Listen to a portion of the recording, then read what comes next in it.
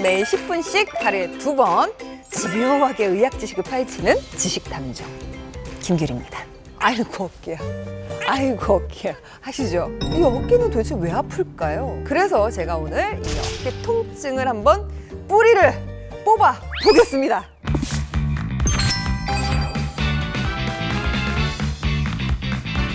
자, 우리의 건강을 책임지는 히어로 마취통증 의학과 전문의 김혜옥 선생님 나오셨습니다.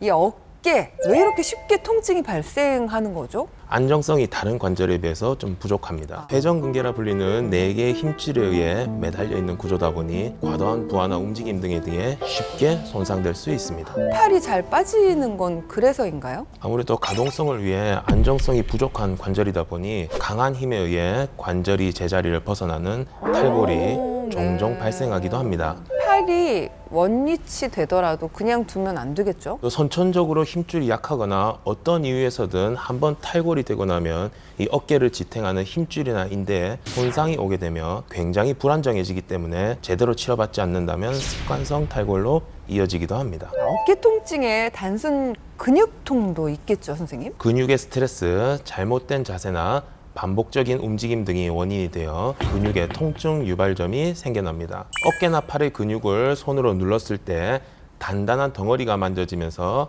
통증이 발생하는 지점이 있다면 통증 유발점일 가능성이 높으며 근육의 경직이 동반되므로 관절 운동 제한도 발생할 수 있습니다. 이럴 때 핫팩 같은 거 좀 따뜻한 거 이렇게 올리면은 좀 도움이 되나요? 핫팩이나 저주파 치료 등의 물리 치료가 효과가 있으며 통증 유발점에 국소 마취제를 주사하거나 도수 치료를 통해 통증 유발점을 없앤 후 스트레칭 및 적당한 근력 운동을 평소에 꾸준히 하는 것이 중요합니다. 어깨가 아프면 팔을 못 들어 올리는 경우가 있죠. 이거는 도대체 왜 그런 걸까요? 2가지 질환 때문에 팔을 못 올리는 경우가 많은데요. 오십견과 회전근개 질환입니다. 우리를 힘들게 하는 오십견과 회전근개 질환 확실하게 좀 구분 좀 해볼까요, 선생님? 오십견의 경우 반복된 관절염이 주변 조직을 유착시켜 발병하기 때문에 서서히 진행하는 질환입니다. 대부분 팔을 지속적으로 많이 사용하는 40, 50대에 발병합니다.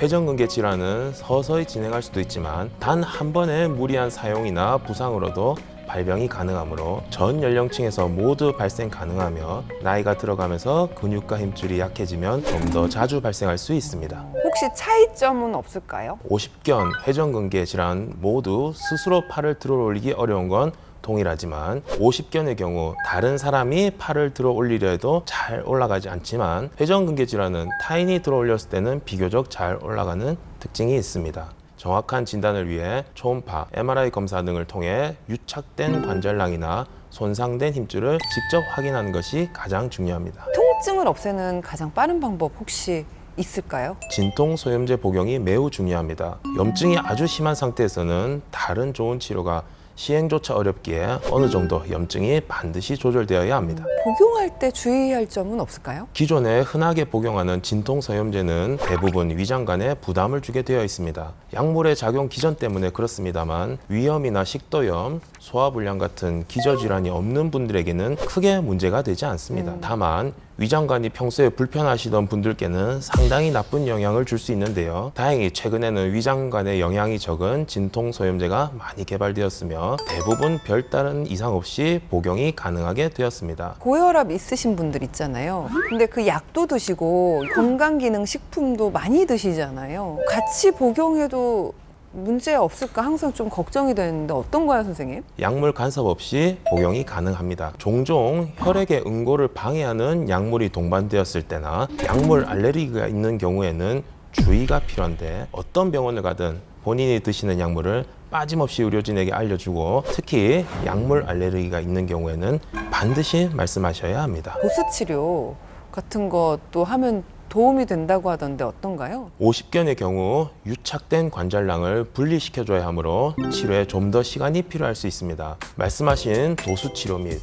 운동치료를 통해 점차 관절 운동 범위를 넓혀가면서 유착된 조직을 직접 분리시켜주는 주사치료를 통해 도움을 많이 받고 있습니다. 그러면 회전근개 질환은 어떤가요? 프롤로 치료를 통해 인대를 강화시켜 치료뿐만 아니라 재발을 막는 데 도움이 될 수 있습니다. 프롤로 치료예요?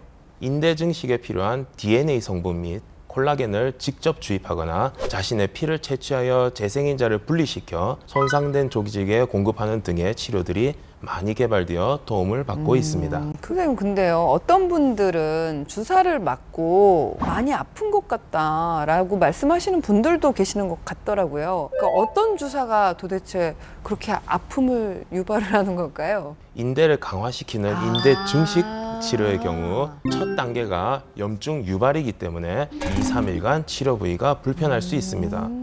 염증 기간이 지나 회복기로 들어가게 되면서 인대의 강화가 시작되는데 이때에는 불편감이 사라지고 점차 좋아지는 것을 느낄 수 있습니다. 혹시 다른 단점도 있을까요? 한 번의 프롤로 치료로 증식시킬 수 있는 인대의 두께는 한계가 있기에 프롤로 주사는 한 번으로 끝나는 경우는 잘 없습니다. 동일한 과정을 일주일 간격으로 3차례 혹은 더 많이 시행해야 되는 경우도 많으며 이전에는 10회 이상 치료하는 경우도 있었습니다. 일주일에 한 번씩 주사만 아픈 계속 그럴 것 같아요. 최근에는 염증을 일으키는 것으로 끝나는 것이 아니라 인대 강화에 필요한 재생인자들을 함께 투여함으로써 인대 증식을 극대화시키기 때문에 대부분 3번 만에 치료가 가능하게 되었습니다. 충격을 주는 치료 방법도 있는 것 같은데 그거는 어떤 치료죠? 질환이 있는 부위에 분당 1000회에서 3000회의 충격파를 주는 치료입니다. 충격파에서 발생하는 고에너지에 의해 세포 재생이 활성화되고 염증이 가라앉으며 유착된 부위의 석회를 분해시켜 제거함으로 널리 활용 가능한 치료입니다.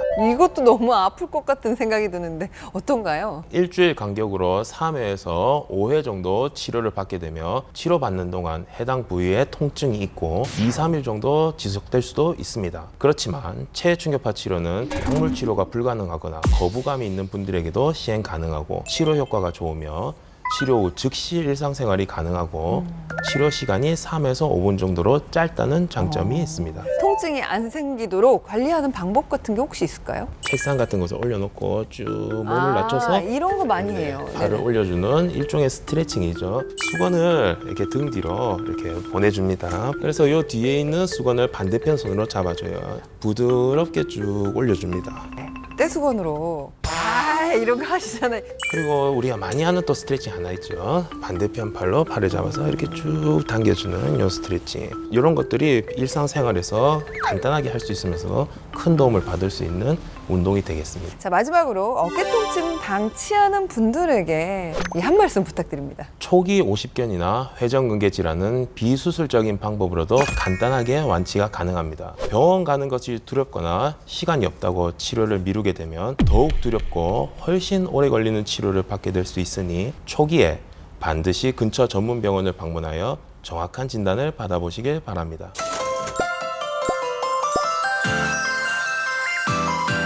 매일 10분 하루 2번 습관처럼 닥터 OBS와 다음 시간에 만나요.